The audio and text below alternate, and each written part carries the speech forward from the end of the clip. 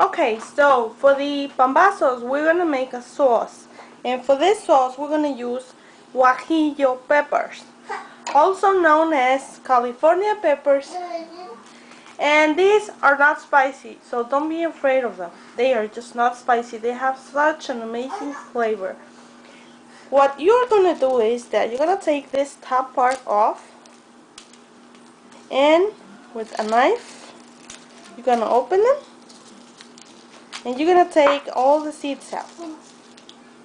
Some people like to take this veins off because this is where the spiciness is. But I like to leave it.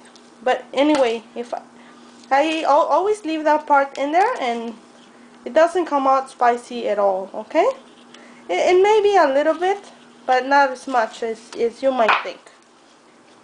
So I'm gonna do this with all of my guajillo peppers. After you have cleaned your peppers, what you're going to do is you're going to cover them with water, just enough to cover them. You're going to turn the heat on high, and you're going to leave it there until the water starts to boil, and then you're going to turn it off. I really suggest that if you're going to be cooking a lot of these recipes with these peppers, even though these are not spicy, there is chipotle, there is chile ancho, and those are really spicy. So chile puya is also very spicy. So I suggest you get a special pan for your chiles, because if you use this pan for this and then you go and do something else that is sweet, your other food is going to come up with some of that spicy, so it's not nice. So I like to have a special pan just for this, and you can use it every time you're going to soak some peppers. So that's a little tip for you. Now after the water starts to boil, you're going to turn it off. And you can kind of mix the peppers here so that they soak in all the parts, and you're gonna leave this for about 5 minutes, and that's it. Now we're gonna blend this sauce. So I have here the peppers. I already drained them. As you can see, I threw away all the liquid, and I'm going to add a garlic and a piece of onion. Just a small piece of onion, maybe half of an onion. And I'm gonna add some clean water to it, maybe about a cup. I don't know why, but for some reason I don't like using that water that the peppers release when they're cooked. So I always like to start off with some clean water. And I am going to blend this very, very well. Now that I blend the sauce, I'm going to place it in a bowl. And that's it. You need a big bowl because you need to have one of these. These are bolillos.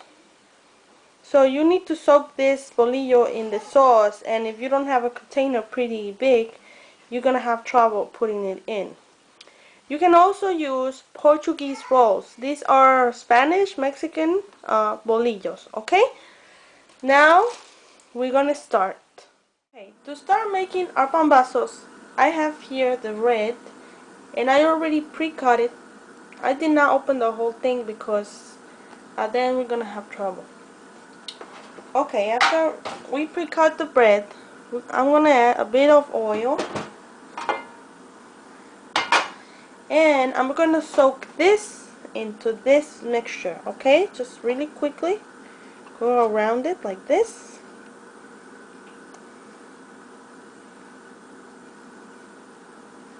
And I'm going to wait till the oil gets a bit hotter. And we're going to place the pambazo in here.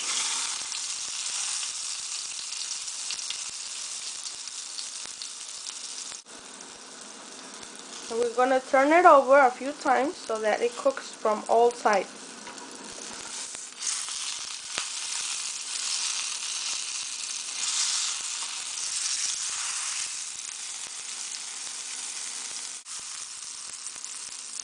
I'm gonna make 2 of these, so I'm gonna make another one,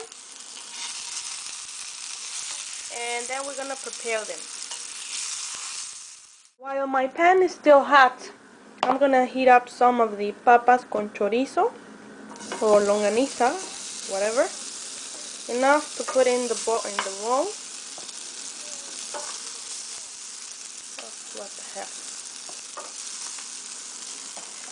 We're just gonna heat them up a little so that everything is hot when we serve it. And finally, after all that work, we get to prepare our pambazo. First thing we're going to do is that we are going to add a little bit of sour cream, but you can use Mexican cream if you can find it.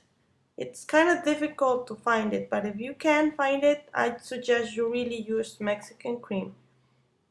Then we are going to add the papas con longaniza here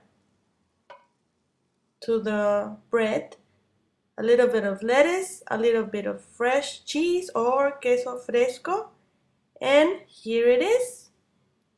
I am going to, wrap it around here so that we can eat it. I hope you enjoyed the recipe and see you next time.